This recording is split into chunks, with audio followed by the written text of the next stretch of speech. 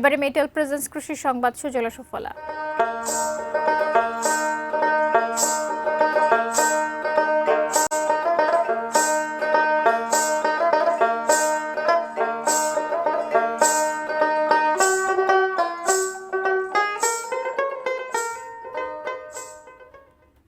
কুমিল্লার বড়ুয়া উপজেলার শিকারপুর গ্রামে বিভিন্ন জাতের বড়ই চাষে সফলতা মিলেছে বাগানীদের। ভালো লাভের কারণে প্রতি বছরই বাড়ছে বড়ইয়ের চাষ। স্থানীয়রা জানায়, বছর 4 আগে গ্রামের প্রবাসী রমেজ উদ্দিন দেশে ফিরে 1 বিঘা জমিতে প্রথম বাণিজ্যিকভাবে কুল চাষ শুরু করেন। প্রথম বছর বড়ই বাগান থেকে ভালো লাভ হওয়ার পরের বছর আরও 1 বিঘা জমিতে বাগান করেন।